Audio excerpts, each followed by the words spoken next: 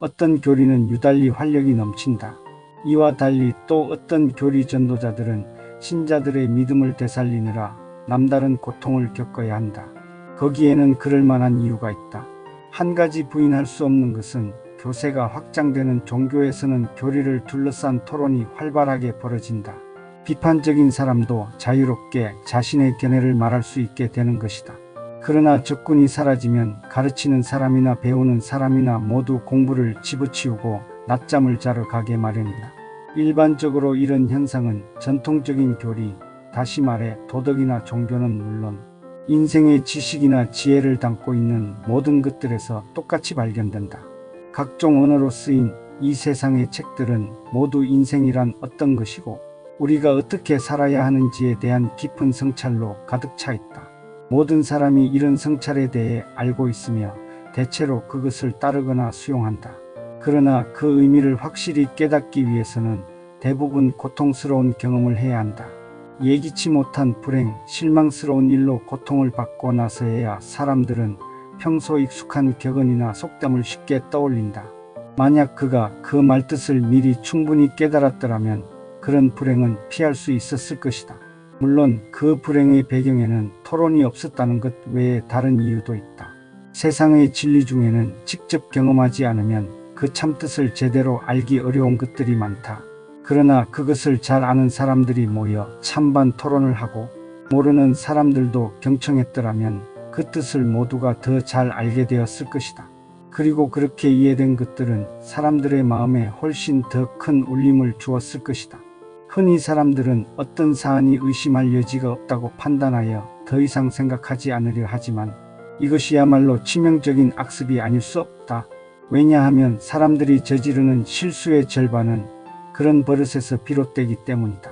우리 시대 어떤 작가가 확정된 결론은 깊은 잠에 빠진다라고 했는데 정말 전곡을 찌르는 표현이라 하겠다. 그러나 이렇게 반문하는 사람도 있을 것이다. 뭐라고? 만장일치가 없어야 참된 지식에 이를 수 있다고? 그렇다면 진리를 얻기 위해 누군가가 틀린 억지 주장이라도 해야 한단 말인가? 어떤 의견을 모든 사람이 받아들이면 그 순간 그 의견이 진리로서의 성질을 잃어버린다는 건가? 뭔가 의심의 여지가 있어야만 완전히 이해되고 체감할 수 있다는 말인가? 만장일치로 어떤 진리를 받아들이면 바로 그 순간 그 진리가 사라진다는 건가? 지금까지 우리는 진리를 중심으로 사람들이 하나로 뭉치는 것을 인간 지식의 진보가 달성할 수 있는 최고의 목표이자 최선의 결과라고 믿어왔다. 그런데 바로 그런 목표가 달성되지 않아야 인간 지식이 존재할 수 있다는 말 아닌가? 완전한 승리를 얻으면 오히려 그 승리의 열매가 사라진다는 주장을 어떻게 이해해야 옳단 말인가? 내 말은 그런 뜻이 아니다. 인간 역사가 발전하면서 더 이상 논쟁과 의심의 여지가 없는 이론은 당연히 늘어날 것이다. 그리고 그런 진리가 얼마나 많은지에 따라 인간의 행복이 나아진다고 해도 틀린 말은 아니다. 심각한 문제를 둘러싼 의문이 줄어든다는 것은 하나의 진리가 확정되어 가는 과정에서 필수적인 것 중에 하나임은 분명하다.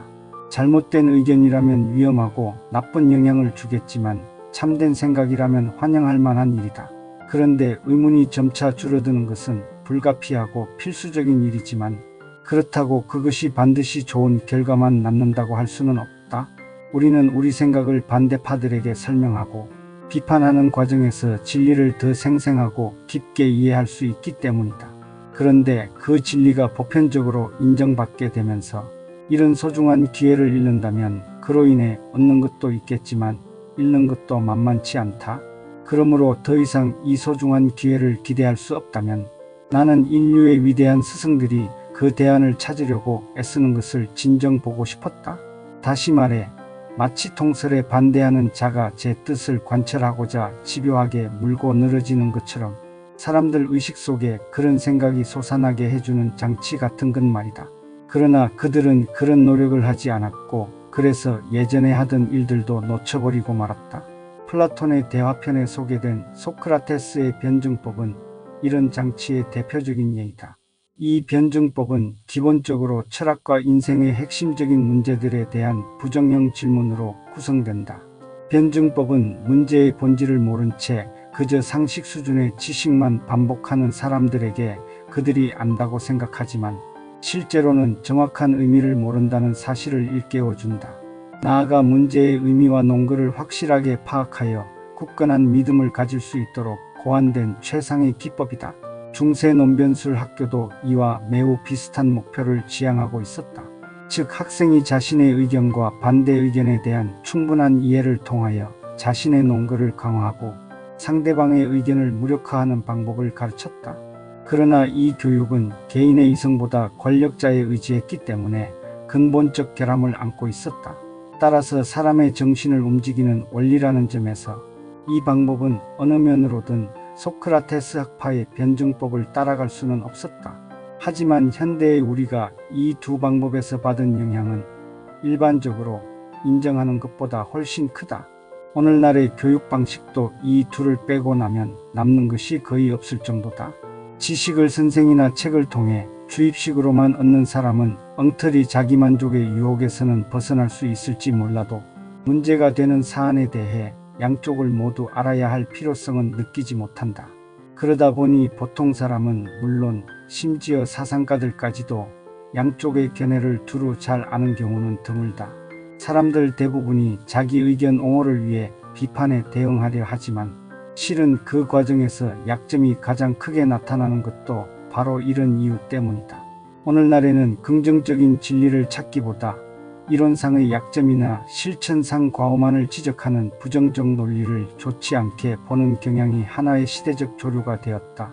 사실 궁극의 결과라는 측면에서 보면 이런 부정적 비판은 확실히 보잘것없다.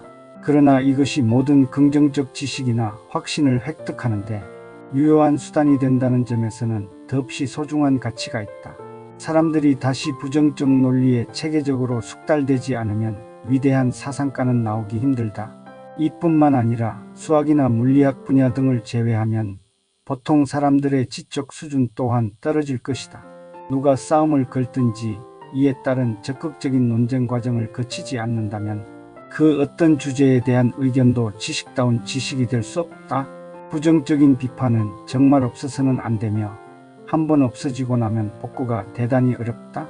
그런데 이렇게 소중한 논쟁의 기회가 스스로 찾아왔는데도 마다한다면 이보다 더 어리석은 일이 어디 있겠는가. 만약 누군가 통념의 이의를 제기하거나 법이나 여론이 이의 제기를 허용할 때 이에 응하는 사람이 있다면 우리는 그에게 고마워해야 한다. 마음의 문을 열고 그의 말을 들어야 한다. 우리가 우리의 믿음에 확신을 가지기 위해 그 믿음의 생명력을 유지하는데 작은 관심이라도 있다면 마땅히 우리가 해야 할 일인데 그가 우리 대신 그래주니 얼마나 고마운 일인가.